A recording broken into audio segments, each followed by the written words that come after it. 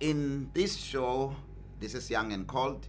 My wife and I, we are having a conversation, sharing our ministry journey with you, especially if you are young and cold. And we understand that fathers and those that have been in the ministry for a long time also watch this show. But if you are watching it for the first time, know that this is for the young and And cold. cold, You know, yeah. God spoke to us to start this show and just equip those that are young and called. You may still be in your local church or you have started your ministry. So we're sharing our experiences and hoping that you're going to benefit out of that. And also, as a leader in your church, you will benefit from this. You don't have to be a pastor to understand these dynamics. As a leader, also, you need to know about all these things that we are sharing with you so that you can be a better leader. Yes, because as a leader in your place of service right now, God may be preparing you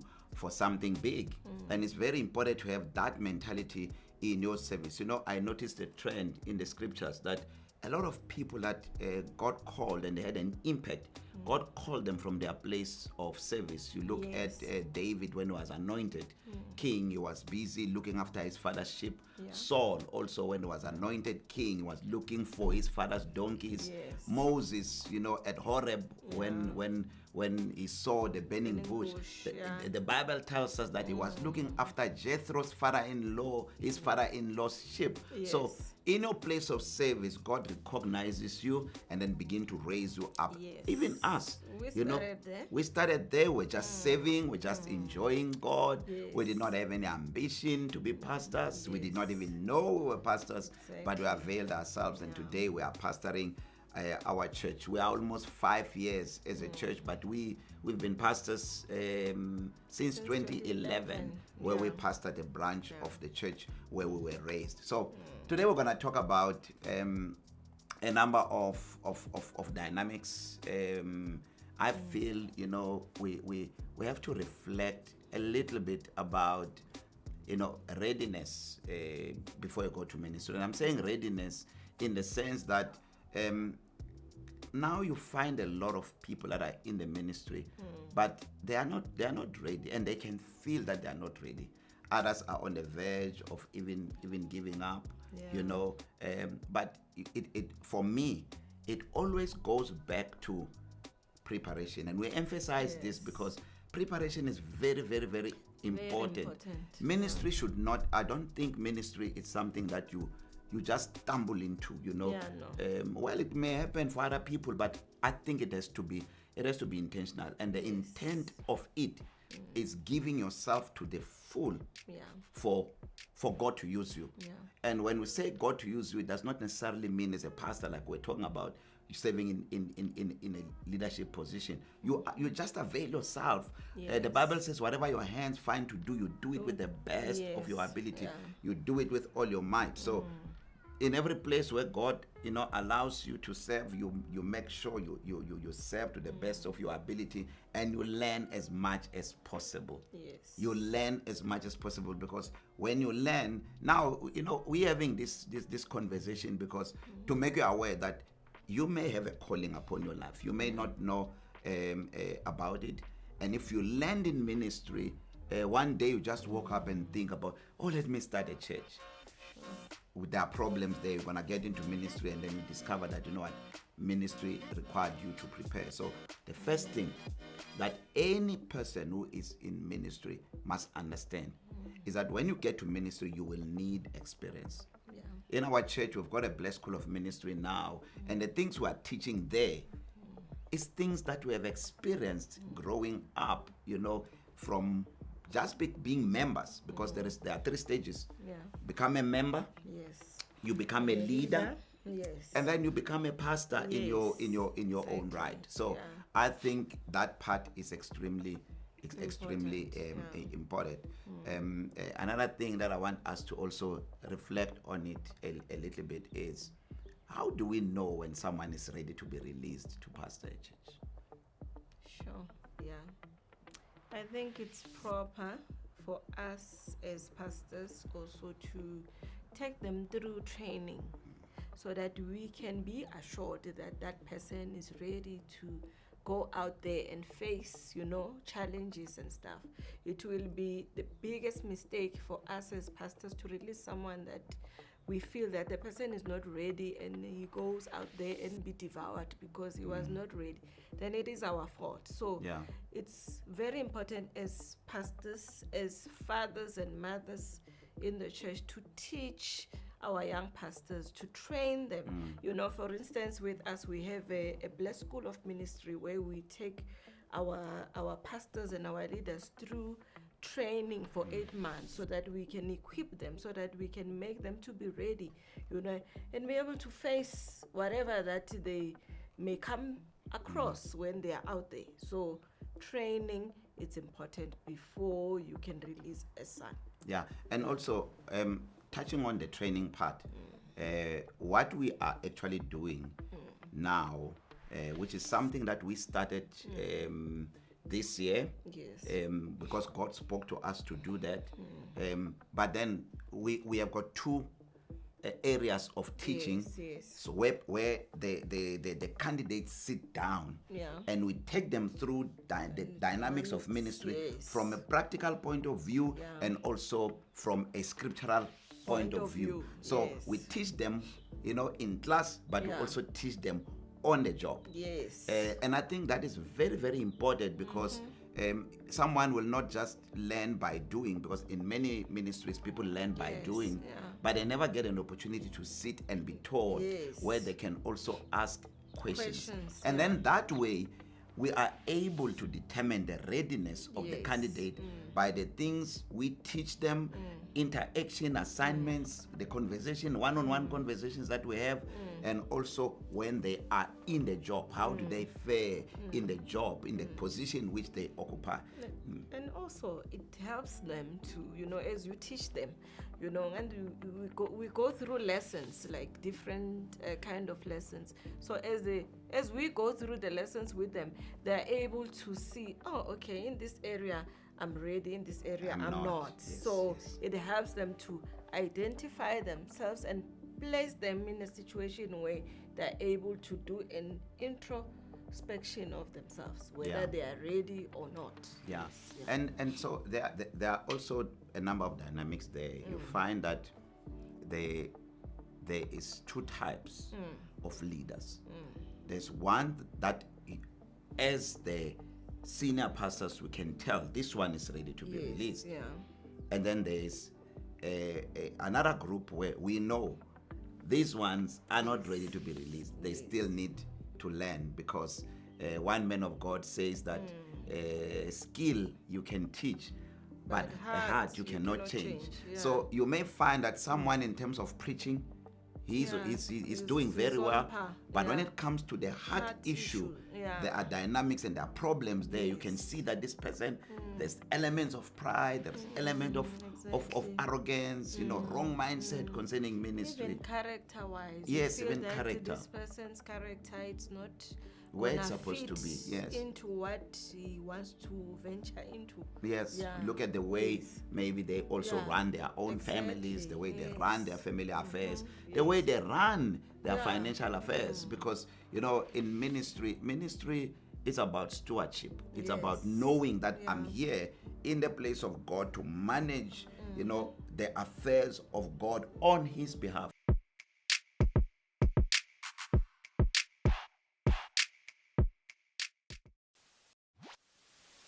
And it says their firstborn.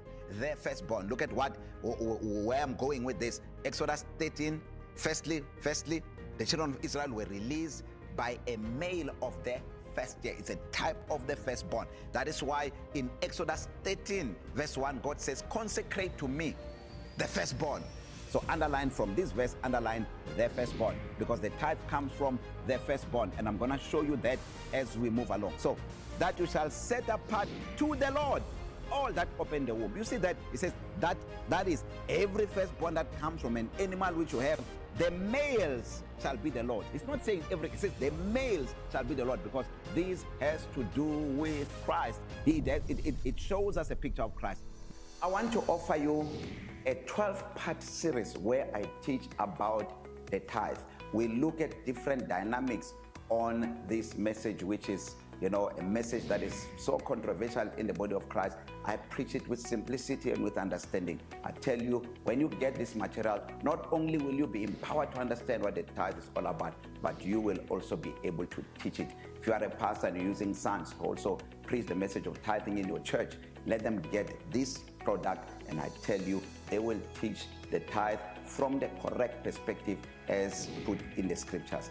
Get it now, and your life will never be the same again. Get it now. Tithing is because we have already received the grace of God. We do not tithe to be blessed, but we tithe because we are blessed.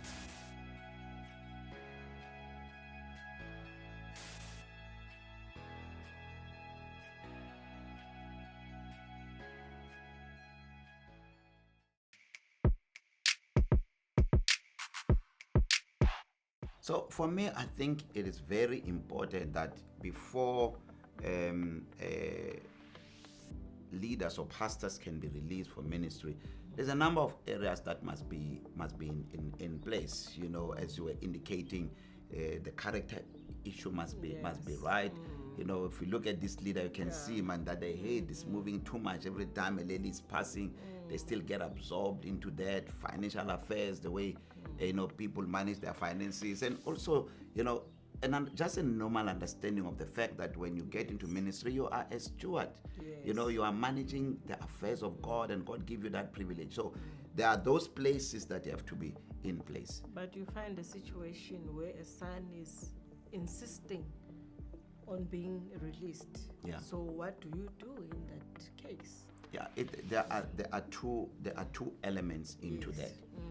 There are those that insist on being released because when you look at this particular son, you can tell that the son was actually never there in the first place. Actually, the majority of those who insist on being released, if you check properly, you will find that this son was never fully submitted to the vision, never fully submitted to the ministry, never always willing, to learn. They never avail themselves to learn. Even when you put them on the pulpit to preach, you can tell that no, this does not align with the vision, does not align with the ministry. You cannot do anything with that, with those kind of sons.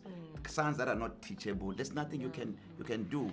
You hear that this son one moment is preaching in church so and so, but that son has never come to say to the father, I've been invited to go preach in that church. But in a situation where the father probably is the problem, but the son feels like the Lord has spoken and he has seen a whole lot of things that are not in order with that specific church. So that means must he be held back by the father, or what do you do in that situation?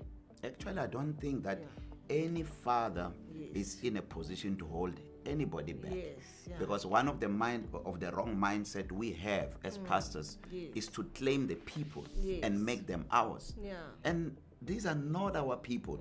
God brings these people in our ministries to help us fulfill the vision, but God always have intentions about each and every one of them. So on what I was highlighting earlier, to say, if we have a son like that is not fully submitted, and the son says, no, I want to start my own ministry. When you check this son, you find out that son was never submitted anyway throughout. You release that son. Exactly. That there's nothing you can do. Then there is a second type of son. This son is fully submissive. Gives himself fully to the ministry. Do everything to the best of their ability. And you can tell that this son will succeed when it goes to ministry. He may not be fully there according to what you would love as a pattern, according to your standard. He may not be fully there, but you can see that the grace of God is working in this young man or this young lady, and you can see clearly a definite mark of the calling of God upon this son. And he comes and say, my father, it's time. I feel I should be released. I don't think that as pastors we have the right to hold them back. And another issue is, you find a ministry that has got branches, and the son comes and says, I want to be released. And do my own ministry. I think as pastors we need to have a heart, to allow them to say, okay, son, Exactly. you are aware that in the ministry we've got branches. Yes. What did God say to you? Yeah. Did God say that you did God give you a name? Are you going on your own, or you still want to be submitted? I think that should, as pastors, Yeah. we need to give the sons that choice. Yeah. We can provide guidance, but let them, because I mean, they are saying they're going to ministry. It means they have started hearing from God. Yes. So why don't we trust them? The Yes. same God who spoke to us when we started ministry, why can't He speak to these sons? Exactly. So the point I'm trying to make is there are two types of sons. Those that are ready, Yeah. or even if they are not fully ready, Yes. they've got a definite mark Yes. on them, and they submitted themselves to learn over a number of years. Yeah. And there are those that have never been submitted. Yes. My conclusion is that you cannot stop any of Yeah. them.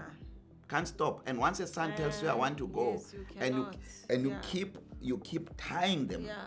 you know, Yes. to the same place where they're gonna begin to be unhappy. Yes. And the ultimate result is that Yes. they are gonna leave on their own without being released. Yes. And when they leave on their own, there's no relationship between the father Exactly. and you the feel son. like they've betrayed And you. yeah, as a matter of because- fact, a lot of fathers call that rebellion and betrayal. Yeah. And I don't think so. Yes, And there's a yeah. lot of sons that are stuck. You know, Yes.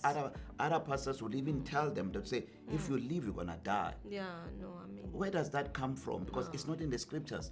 And there is what we are trying to address now with the young and Yes, called. yeah. To say, start right. Yes. Understand that, you know what, God has called you to serve. Exactly, The people that God brings to you, they are His people. They Yes. come to help you to serve, not to Yes. serve you. Because the Yes. problem is when I think that the sons that God bring to my Exactly, ministry, yeah. they are here to serve us. That's so why when they leave, you feel like you are being betrayed. I'm being betrayed. Yeah. But how can that be betrayal? Because exactly. a lot of sons come from other churches. You find that by the time it comes to your church, it's already left two churches. Yes. So how can And it then be? also there's a reason why they are there, so that they are, I mean, the process of them starting their church lies with you. Yes. Probably they are here for learning. For learning, Yeah, yes. so that they can go and start their own church. And there's something Yeah. else which we don't teach, and well, we cannot teach because it will breed a lot of confusion. Yes. Some of these sons who move from church X to church B to Yeah. church Y, you find that there are different things that God wants them to learn in those churches, Exactly, because yes. the manifold wisdom of God demands that, you know, God does not put one thing in one person. So you may find that sometimes going through these different stages, process, you know, and processes, people are learning different things. But Yes. what I want to say is that, you know, as sons, if God has given you a father, to the best of your ability, serve your father. Make sure that you are submissive, you are humble, you avail yourself to the ministry of your father. But I tell you, when the time comes where you feel God is speaking to you and you're not being presumptuous, you know God has spoken to you, the father does not have a right to hold you back. You should be, be given that freedom, to be able to go and start your ministry. And the father is supposed to support that You must have calling. also the decency to go and say goodbye. Don't just disappear on your father. Make sure that you have a proper appointment with your father and say your goodbye properly. It's good to live in peace, making sure that you have said your goodbyes and everything is in order. But on that as well, the majority of them will tell you, we tried, Yes. but we're never given that audience. So what do we do? Yes. Still make that Still, effort. yeah, You can yes. write a letter Yes, and you can with write humility. an You email, can send a message, an yes, email yeah. with humility, and Exactly. close it with Yes. a conclusion of love, and keep it open that one day, maybe if God allows, you can be able to be reconciled with your father.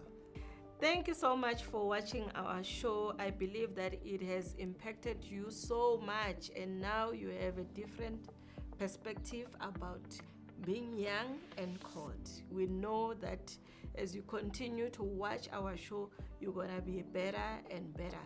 Thank you so much for watching. God bless.